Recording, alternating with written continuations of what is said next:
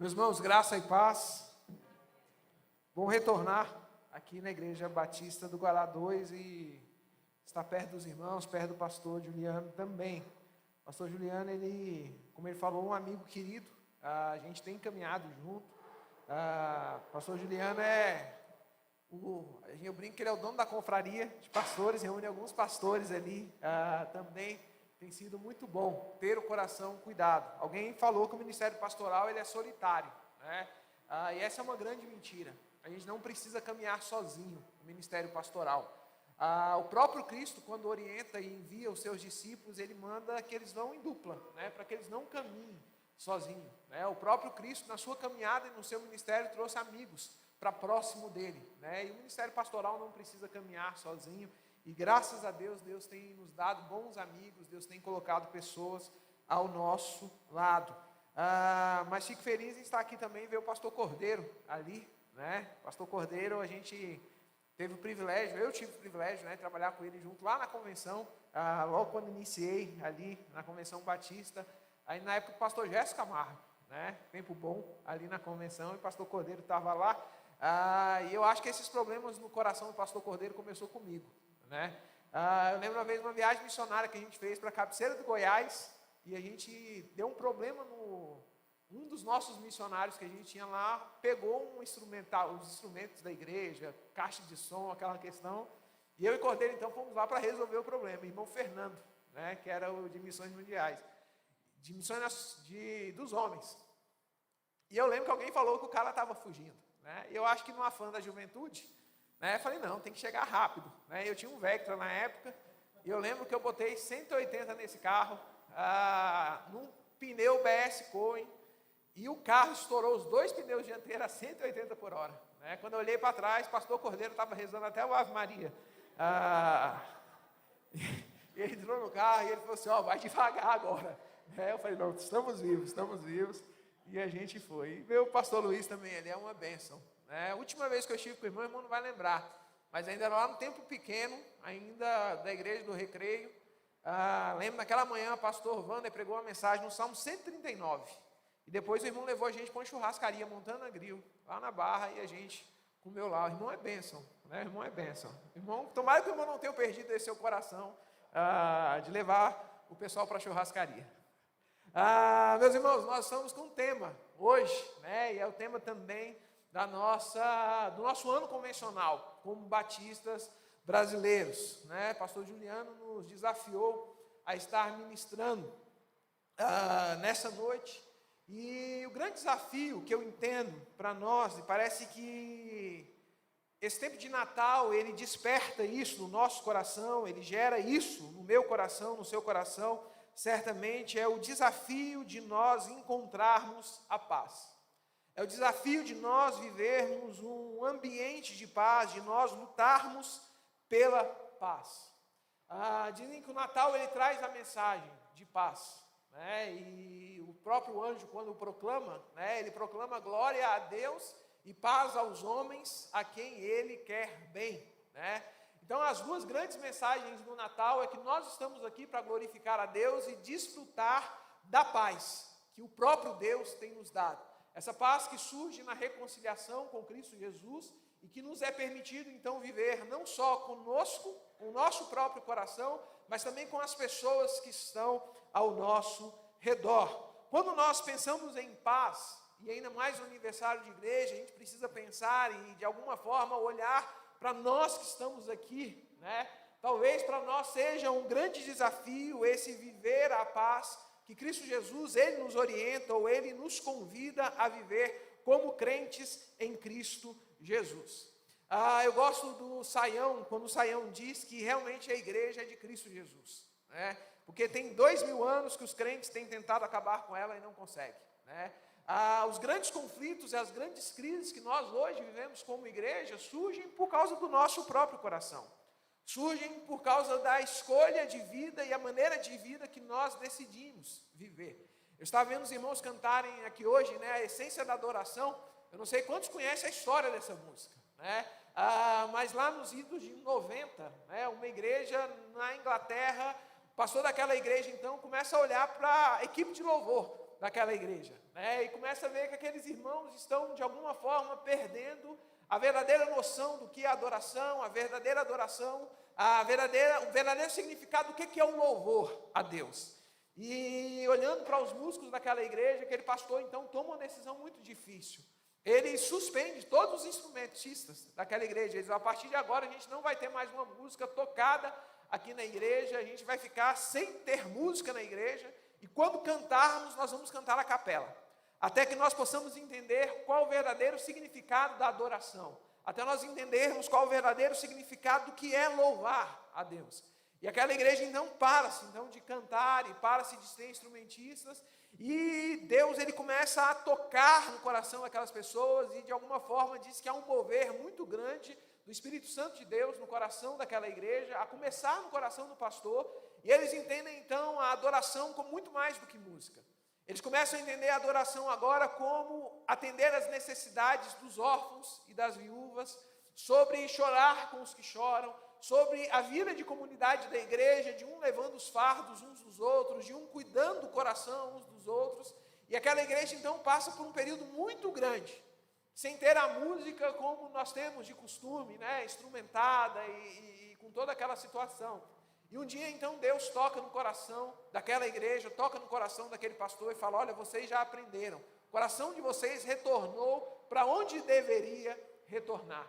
E aí então ele senta e ele começa a escrever as letras dessa música. Por isso que ela começa quando o som se vai, né? Porque aquela igreja ela deixou de cantar, aquela igreja ela deixou de louvar como costumeiramente louvava, e entendeu o verdadeiro significado, a verdadeira essência da adoração.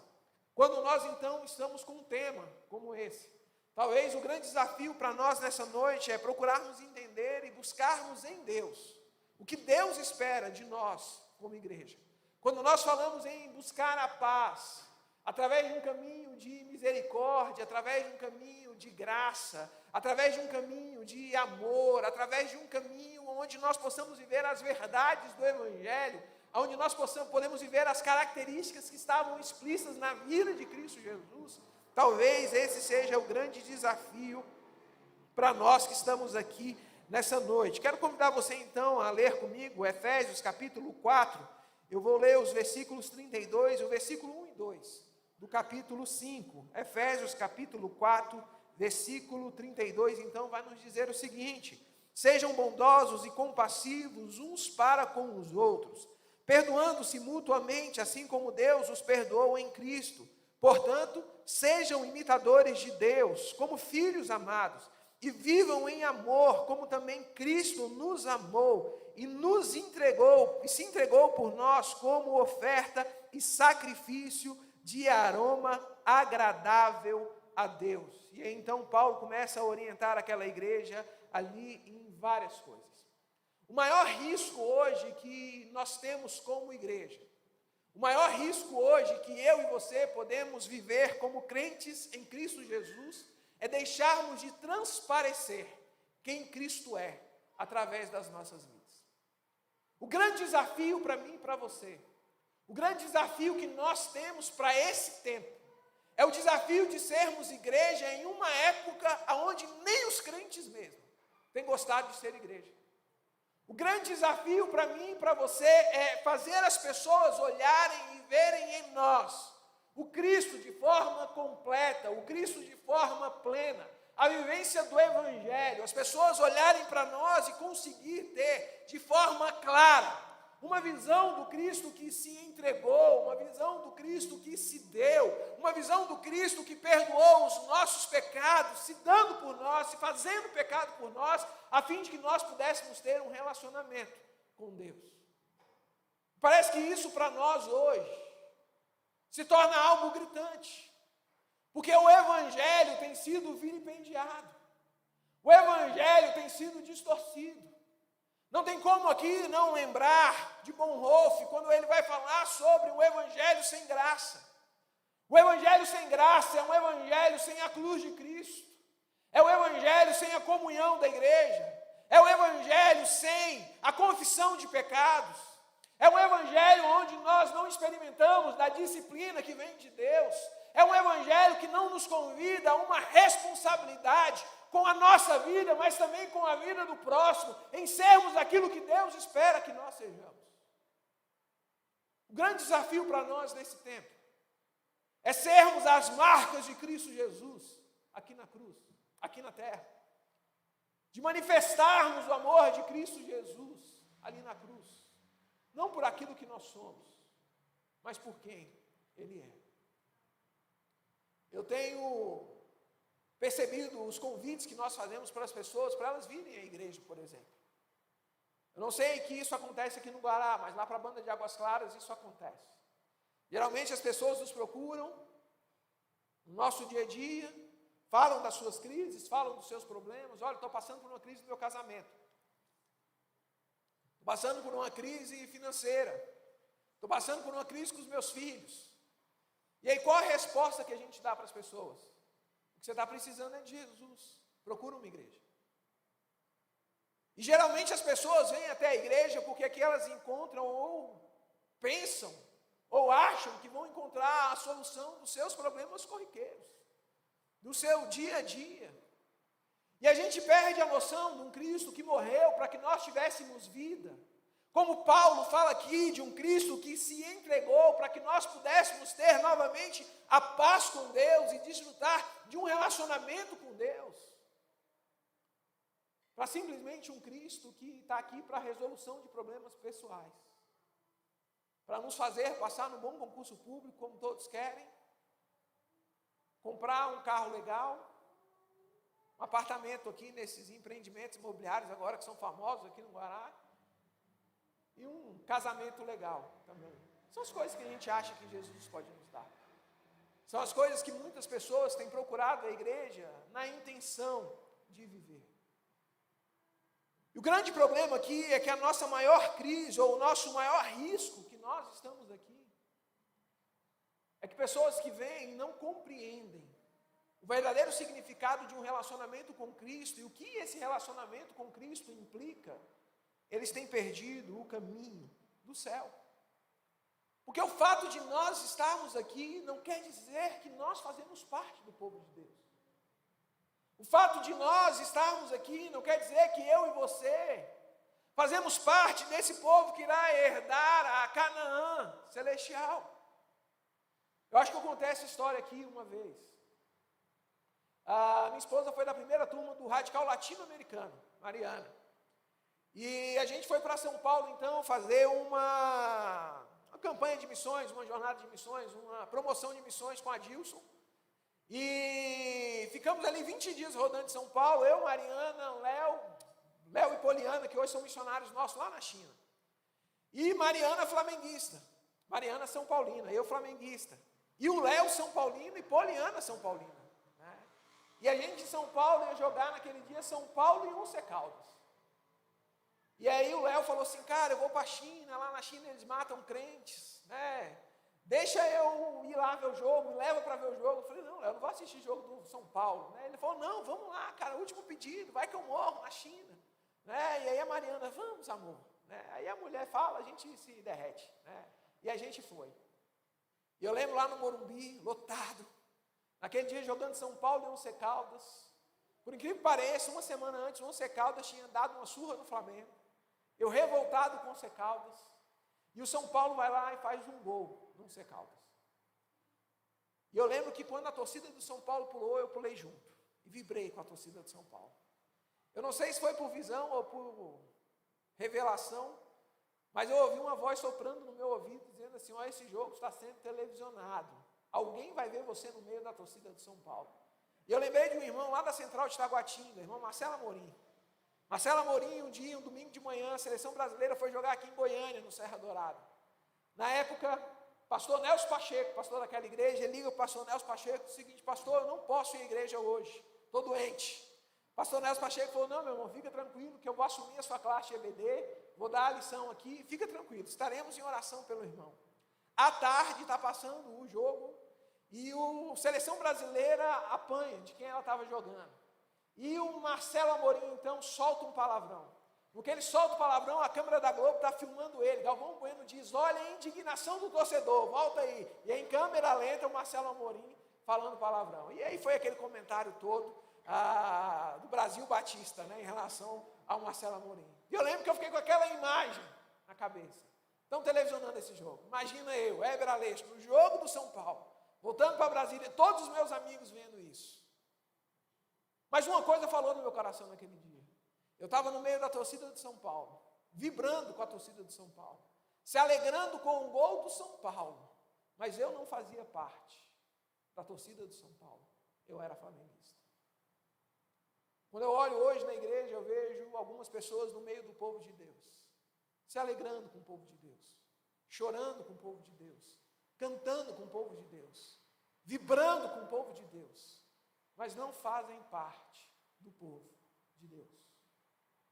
Porque Cristo ele não está preocupado com aquilo que eu apresento ser, mas com aquilo que eu sou.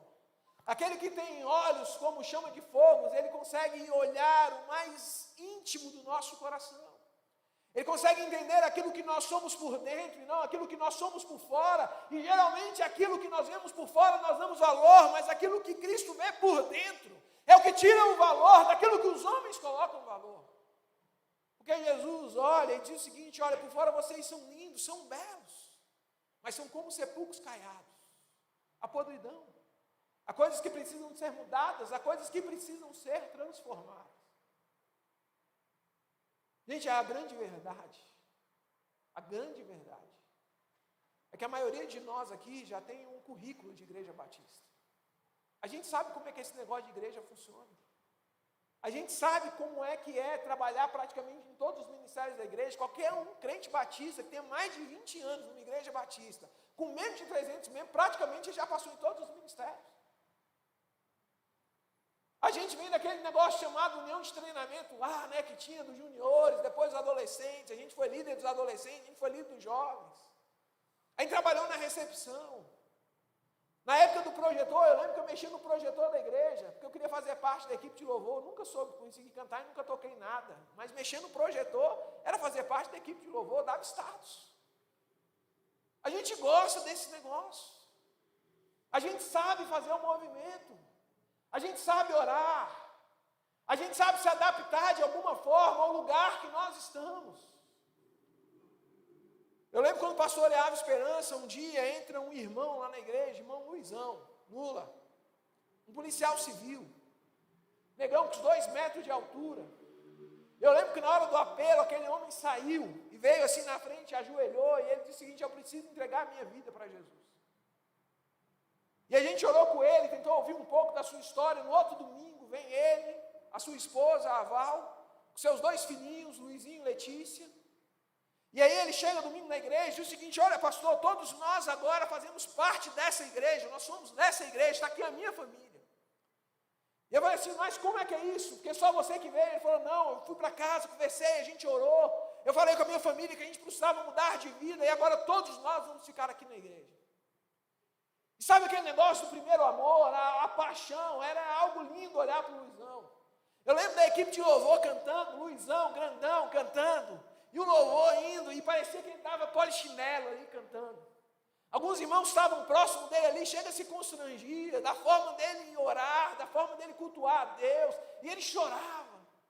E eu chegava assim: Luizão, o que é isso, meu filho? Ele falava assim: pastor, eu sei de onde eu vim, eu sei o que eu estou experimentando agora ao lado de Cristo. E todo mundo chegava na igreja, o Luizão vinha e abraçava aquele negócio todo. O pessoal do louvor brincava e dizia o seguinte: olha, o dia que o louvor não está muito bom, é só olhar para o Luizão que a gente se alegra. No dia que a gente estava pregando, parecia que ninguém estava prestando atenção, a gente olhava para o Luizão que estava lá, porque o Luizão estava olhando tudo, anotando tudo. E eu lembro do dia que eu olhei para o Luizão, e o Luizão bem entristecido. E no segundo domingo, o Luizão já não estava mais naquele euforismo todo, aquela alegria. Eu falei: olha, está passando o primeiro amor. E aí um dia o Luizão foi passando pela porta, eu falei: Luizão, está tudo bem? O que está acontecendo, meu irmão? Eu estou vendo que o irmão está meio triste. Ele falou: não, pastor, eu já estou aprendendo a virar batista, já estou ficando tudo igual vocês aqui. Ó. Eu vi alguns irmãos chegar e falar assim: olha, o Luizão agora está ficando mais racional. O Luizão agora está amadurecendo. O Luizão, não. Ele simplesmente está aprendendo a viver como nós vivemos, porque nós criamos um estereotipo do que deve ser o crente, do que é um relacionamento com Cristo Jesus, do que é um culto, do que é se aproximar de Deus, do que é falar com Deus. E parece que o apóstolo Paulo vem para essa igreja que sabe todas as normativas de um culto. E diz o seguinte: olha, a gente precisa parar, porque a fachada, ela impressiona as pessoas, mas o coração é que move o coração de Deus.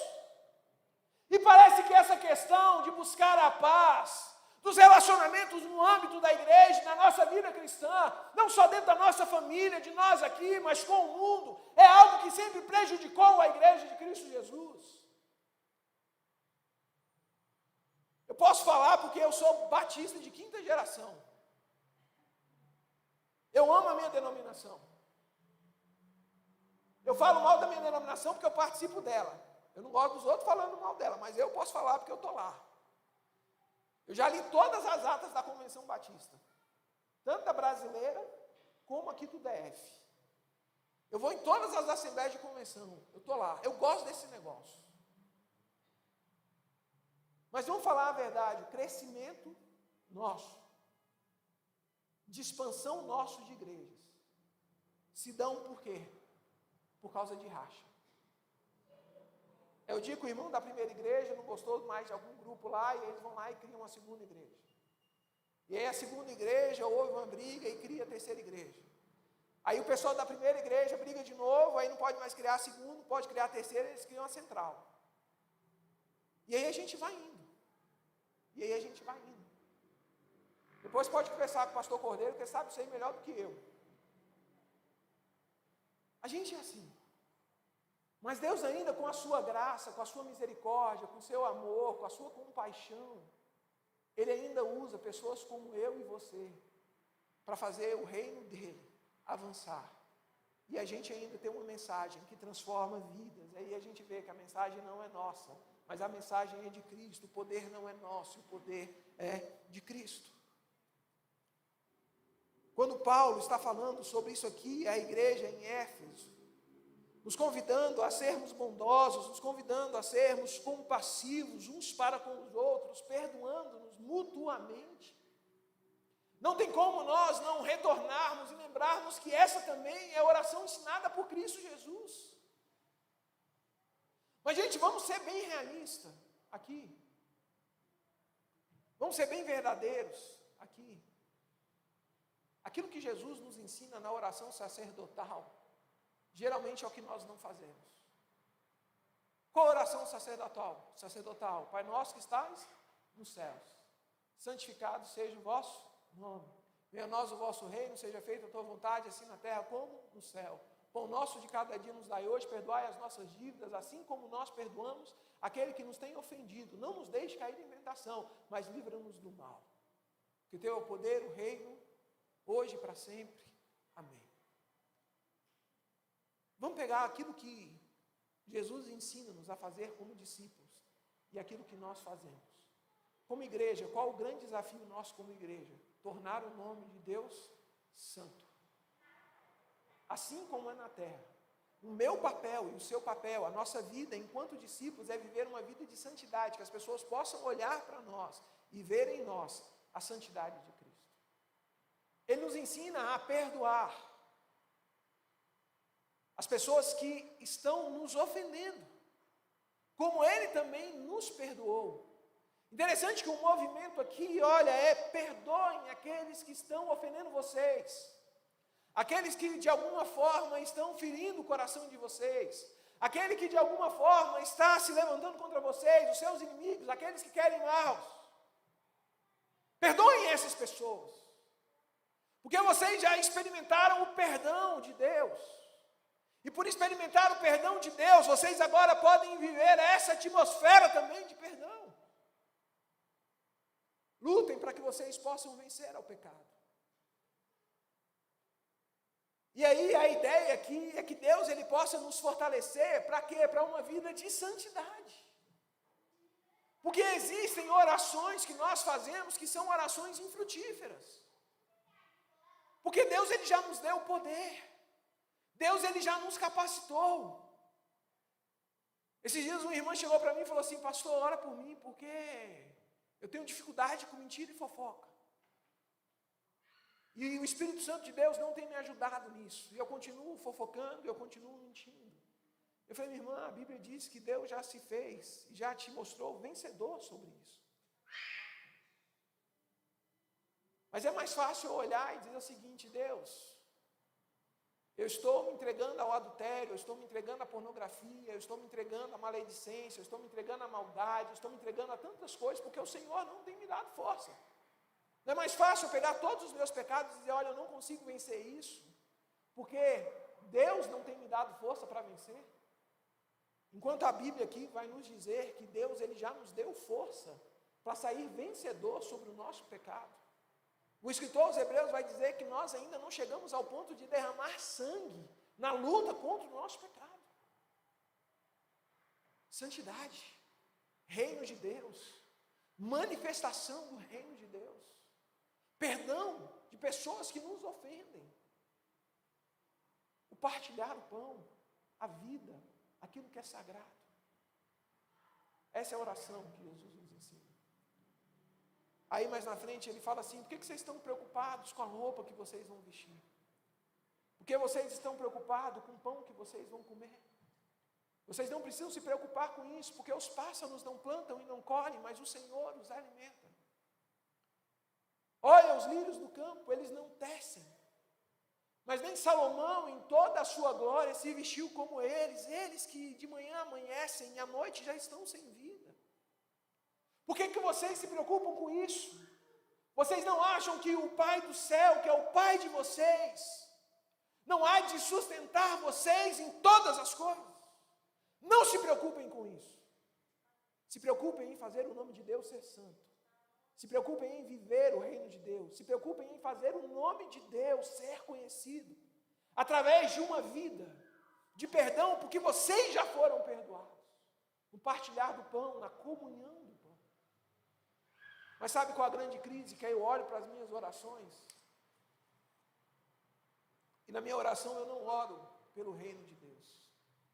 Nas minhas orações eu não oro pela minha santidade. Nas minhas orações eu não oro para que Deus trabalhe em meu coração, a fim de que eu possa perdoar os irmãos que têm me ofendido. Na minha oração eu oro pelo pão, na minha oração eu oro pelo emprego, na minha oração eu oro pelo sustento. Eu passo a orar por aquilo que Jesus fala para mim não orar. E eu deixo de orar por aquilo que Cristo Jesus me convida a orar. E parece que essa é a preocupação do apóstolo Paulo. Porque o perdão, esse caminho de paz, esse caminho de misericórdia, e esse caminho que nós devemos buscar, é o caminho que vai revelar o Cristo que está em nós. Interessante quando os discípulos olham para Jesus e dizem o seguinte, Senhor, o Senhor vai subir. As pessoas olhando para nós, como elas saberão que nós somos os seus discípulos? Jesus podia olhar para aqueles discípulos e dizer o seguinte, olha, vocês escrevam uma camisa, eu sou de Jesus, e saiam pelas ruas cantando, eu sou de Jesus. Jesus podia olhar para aqueles homens e dizer, olha, vocês andem de joelhos pela rua, se chicoteando e martirizando seus próprios corpos, a fim de que as pessoas possam olhar e ver que vocês têm um relacionamento comigo.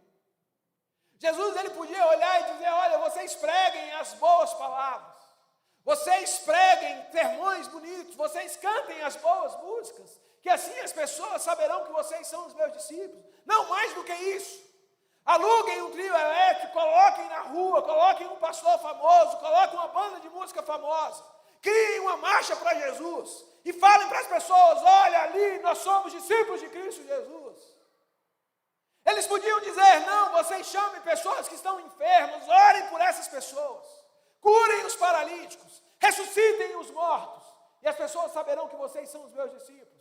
Não mais do que isso, falem em outras línguas, tenham visões, profetizem as outras pessoas, e as pessoas saberão que vocês são os meus discípulos. Mas não é esse o caminho que ele fala. Ele diz, olha, vocês amem uns aos outros, porque é através da demonstração do amor de um para com os outros, que as pessoas saberão que vocês são os meus discípulos. Operação de milagres, falar em outras línguas, revelações, profecias, ter um coração misericordioso, dar aquilo que nós temos. Isso nunca foi evidência de que nós fazemos parte do povo de Deus. Ao contrário. No último dia, alguns vão chegar e vão dizer: Senhor, nós curamos enfermos, nós falamos em outras línguas, nós expulsamos demônios, nós fizemos todas essas coisas. E Jesus vai olhar e dizer: maldito, apartai-vos de mim, que eu não vos conheço. Sabe qual a grande crise para nós perdoarmos? Vivermos essa atmosfera do perdão. É porque só consegue perdoar quem já recebeu o perdão. Eu não posso dar aquilo que eu não tenho. Eu não posso manifestar aquilo que eu não sou. Eu não posso falar com verdade, com clareza, com unção, aquilo que eu não tenho em meu coração. Essa é a grande preocupação para nós, que estamos vivendo no tempo de hoje. Num tempo das polarizações. Num tempo onde parece que ninguém mais consegue caminhar junto. E até isso as pessoas têm tentado roubar de nós, igreja de Cristo Jesus. Porque Cristo Jesus, Ele nos faz iguais. Eu gosto de Christian Schwartz, quando ele escreve sobre a igreja saudável, as marcas de uma igreja saudável. E aí eu lembro de um irmão lá na minha igreja, irmão Vitório, 83 anos de idade, na época, quando eu pastoreava Esperança. Irmão Vitório analfabeto, pedreiro, professor de escola bíblica dominical. A sala do irmão Vitório era a primeira a lotar, todo mundo queria ser aluno do irmão Vitório. O irmão Vitório construiu a minha casa. E eu lembro um dia na porta da sala do irmão Vitório, o pessoal saindo, e tinha um irmão lá, João Carlos, pós-doutor em literatura pela UNB. Eu lembro do João Carlos saindo da sala do irmão Vitório. Eu falei assim: João Carlos, o que você está fazendo na sala do irmão Vitório? O irmão Vitório ia orar e ele falava assim: Senhor, autor e consumidor da nossa fé. Falava errado.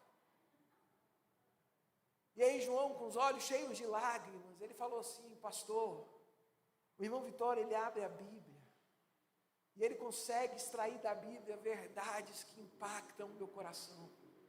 Em lugar nenhum do mundo eu consigo ver palavras serem tão verdadeiras e tão profundas como na boca do irmão Vitório. Isso é igreja. Aqui flamenguista abraça vascaíno e chama de irmão, gente. Isso é igreja. E a gente está vivendo em uma época onde as pessoas estão querendo roubar a beleza da unidade da igreja. Gente, em nome de Jesus, eu falo isso aqui porque eu conheço o coração do mundo e amo, eu posso falar. Igreja não tem partido A e não tem partido B. As nossas coisas não são desse mundo. A gente não pode deixar que 2022 nos impeça de realizar aquilo que nós precisamos realizar e fazer como igreja. O nosso partido é Cristo Jesus. A nossa missão é a proclamação do Evangelho. A gente não tem presidente de estimação. A igreja, ela não pode perder a sua voz profética. A Bíblia diz que não há onde profecia, o povo se corrompe. Se há tanta corrupção, é porque nós temos perdido a nossa voz profética. Profetas, quando visitam o palácio, é para confrontar o rei. Homens de Deus, quando frequentam o palácio, é para mostrar a injustiça que está sobre a vida do povo e ser a voz de Deus para uma geração.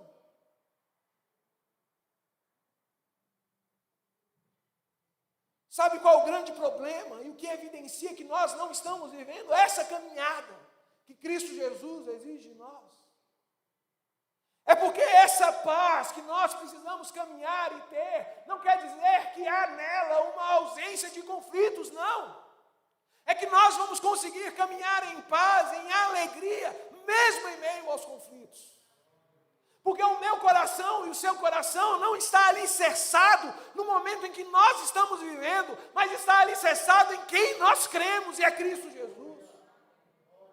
É por isso que a gente experimenta de uma paz que excede a todo entendimento. E aí eu olho o sermão das bem-aventuranças, e ele termina dizendo o seguinte: olha, depois que vocês viverem tudo isso, vocês se considerem bem-aventurados, porque vocês serão perseguidos. Esses dias alguém virou e falou que quando a igreja for perseguida, ela vai ser melhor. Essa é a maior mentira. Discurso falacioso. A igreja, quando for melhor, ela vai passar a ser perseguida. Nós não somos perseguidos porque o nosso discurso se iguala com o discurso do mundo. Nós não somos perseguidos porque os ídolos do nosso coração são os mesmos ídolos do mundo. Nós não somos perseguidos porque aquilo que as pessoas olham e veem em nós é aquilo que elas olham e veem no mundo. E elas veem que o nosso coração são igual ao coração delas. A gente perdeu a ideia do cheiro de vida e cheiro de morte. As pessoas olham para nós, elas já não conseguem mais perceber em nós o cheiro de morte e o cheiro de vida. Porque talvez nós já não sejamos mais o bom perfume de Cristo Jesus. A gente precisa parar e refletir. Qual o evangelho que nós estamos vivendo? A gente tem que parar, meus irmãos, de brigar por aquilo que Cristo Jesus não nos chamou a brigar. Isso não acontece aqui, acontece lá para as bandas de Águas Claras. Mas quanta picuinha que tem no nosso meio. Quanto disse-me disse, quantas coisas que têm atrapalhado o evangelho de Cristo Jesus, porque a gente acha que o culto tem que ser do jeito que eu quero, da maneira que eu quero, da forma que eu quero. Eu lembro que o pastor Dava Esperança aí, um dia chegou lá na porta e falou assim: pastor, o culto hoje não foi bom. Aí eu falei: como assim o culto não foi bom? Ele falou: não, porque eu não me arrepiei. Aí eu fiquei pensando, irmão, mede se o culto é bom ou ruim pelo arrepio, né? Hoje eu estou lá no hotel, eu mando colocar no mínimo ar-condicionado, né? Sai todo mundo arrepiado. E a gente acha que a gente faz culto para crente. E a gente para fazer os nossos planejamentos de como nós vamos agradar o coração da igreja. E é nisso aí que a gente está errando. Porque a gente não está aqui para agradar o coração de homens, a gente está aqui para entender o que Cristo quer de nós e como nós podemos agradar o coração de Deus.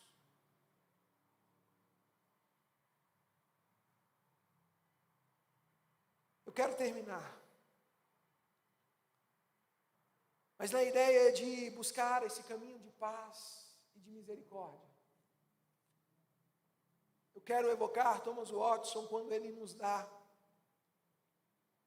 talvez um caminho que deva estar no meu coração e no seu coração, nesse último domingo de 2021. Eu não acredito muito nesse negócio de ano profético, ano disso, ano daquilo, né?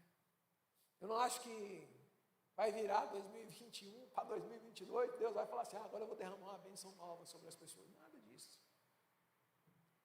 Mas eu acredito plenamente que o nosso coração tem a possibilidade de começar. Eu acredito num texto bíblico que diz que as misericórdias do Senhor, elas se renovam todas as manhãs, e grande é a fidelidade dele. São inesgotáveis. E aí na minha humanidade, na minha incapacidade, no meu jeito de ser, eu olho para 2022 e falo assim: olha, eu vou começar coisas novas. Porque a gente é um ser que está em transformação. Os batistas aí dos anos 70 aí vão lembrar, né, a missões chama camisa, né, que ela falava assim: estou em construção. A gente está em construção. E eu já coloquei um monte de coisa que eu quero viver em 2022. Começar a fazer. Talvez seu coração está aí, cheio de coisas, você fala assim: 2022 eu vou fazer isso. Eu entendi que agora tem uma nova diretoria também para 2022, talvez os irmãos estão chegando, cheio de sonhos, cheio de vida, cheio de vigor. A igreja fala: agora vai. A gente fica assim, não fica? Agora vai. Mas entre as várias coisas que a gente deve desejar, que a gente possa priorizar o nosso relacionamento com Deus. O relacionamento do nosso próprio coração com Deus. Mas um relacionamento também que se evidencia bom com Deus, ele passa na vida dos meus irmãos. Gente, geralmente quando eu não estou bem com Deus, eu não estou bem com ninguém. Eu começo a ter problema com os meus filhos, eu começo a ter problema com a minha esposa, eu começo a ter problema com as pessoas. Aí eu preciso parar e eu falo assim, olha, tem alguma coisa que está ruim. E aí quando eu vou ver, o negócio com Deus não está bom. E aí eu me acerto com Deus. Parece que quando eu me acerto com Deus, as coisas ao redor vão se acalmando, vão se tranquilizando, as coisas vão ficando boas. Gente, Deus, ele leva tão a sério esse negócio de relacionamento. A gente que é esposo, Pedro vai dizer que quando a gente não está bem com a nossa esposa, Deus nem ouve as nossas orações. Se a gente soubesse disso, a gente não brigava nunca com a mulher da gente. A Bíblia vai dizer para a gente não provocar a ira dos nossos filhos. A Bíblia vai dizer para os filhos honrarem os seus pais. A Bíblia vai dizer que Cristo Jesus, ele morre numa cruz a fim de retornar o relacionamento com Deus. Para a gente experimentar da paz com Deus, da paz de Deus. Que 2022, quando a gente fala sobre buscar esse caminho de paz, de misericórdia, de graça, e a gente vai ter muitas oportunidades aí para a gente poder vivenciar esse negócio aqui agora em 2022. A primeira coisa talvez que a gente precisa ter no nosso coração é resistir os pensamentos de vingança. Gente, isso aqui aplica em várias coisas. Várias coisas. Esses dias eu briguei com a minha esposa. E ela me pediu um negócio. E aí eu falei, agora eu não vou fazer. Ela vai ver como é que é o negócio. No mesmo dia os meninos fez um negócio lá. E eu falei, estavam achando que ia passear no final de semana. Cortei o passeio do final de semana, porque quem manda aqui em casa sou eu. E eu lembro do Luquinha chegando e falando assim, pai, a gente não vai. Eu falei, não, filho, a gente não vai. Porque você fez isso, fez isso, fez isso, fez isso. Aí o Luquinhas olhou para mim e falou assim, papai, age com graça. Aí a Mariana passou e falou assim, ainda bem que Jesus não age com a gente da mesma forma que a gente age com os nossos filhos. E aí eu falei, verdade. Resista a pensamentos de vingança. Romanos 12, 19, nunca se vingue, amado, mas deixe espaço para a ira de Deus, porque está escrito, minha é a vingança, e eu retribuirei, diz o Senhor. Justiça própria é pecado, e a gente precisa arrancar isso do nosso coração. A gente não deve retribuir o mal com o mal. Guardar o nosso coração a fim de fazermos o bem. Eu acho interessante Jesus ensinando aos seus discípulos, nos ensina a orar pelos nossos inimigos, a fazer o bem pelos nossos inimigos. Lucas 6 e 28, abençoem aqueles que os amaldiçoam, sofram como os que sofrem. Não olhe para o sofrimento do outro dizendo o seguinte, olha, Deus está pesando a mão, Deus está castigando, Deus está fazendo justiça. Não. Esse negócio de minha vitória vai ter sabor de mel, isso não é teologia bíblica. A teologia bíblica é quando nós encontramos a graça de Deus sendo derramada sobre a vida do nosso inimigo e nós conseguimos nos alegrar porque houve salvação na vida do outro. Provérbios capítulo 24, versículo 17 vai dizer, não te alegres quando o teu inimigo cair e não permita que o teu coração se alegre quando ele tropeçar. Nosso coração humano caído, ele vai querer se alegrar, nós não podemos permitir. Não podemos deixar isso acontecer. Ore por eles. Porque através da oração a gente passa a amar as pessoas. Você está tendo crise com alguém? Comece a orar por essa pessoa. Você vai ver que a oração é o primeiro passo para nós passarmos a amar os nossos inimigos. Porque o amor que a Bíblia nos ensina não é sentimento. O amor que a Bíblia nos ensina é atitude. E a Bíblia vai dizer para nós termos a mesma atitude de Cristo Jesus, que mesmo sendo Deus, não usurpou ser igual a Deus, mas Ele abre mão da sua glória, Ele vem, Ele se humilha, Ele vive entre nós. E Ele perdoa pecadores, como nós. Vamos procurar os caminhos de reconciliação. O que depender de vós, se for possível, tende a paz com todos os homens. Na maioria das vezes, depende de nós. Esteja sempre disposto a ajudar as pessoas que estão ao seu redor. Às vezes a gente fica com o nosso coração indignado. Eu estava lá em Águas Claras, uma semana dessa, e alguém na porta de uma padaria pediu alimento. Eu fui lá, comprei alguns pães, a mesma quantidade de pão que eu comprei lá para casa. Eu gosto de mortadela, mais do que de presunto. Comprei mortadela, coloquei dentro do saco para mim, para a pessoa também. A mesma compra que eu fiz para mim, eu fiz para a pessoa. Entreguei na mão da pessoa. A mulher abriu o saco e falou assim: não é possível que você quer que eu coma pão e mortadela. E pegou o saco do pão e colocou dentro do lixo na minha frente. Na hora, baixou o Silas Malafaia em mim, mas eu queria dar nela. Estava com os meninos, e aí o João Pedro olhou e falou assim: pai, ela jogou o pão fora. Eu falei: jogou, filho. Por que ela fez isso? Aí eu falei: filho, porque ela fez isso, eu não sei. Mas a gente não vai agir igual a ela.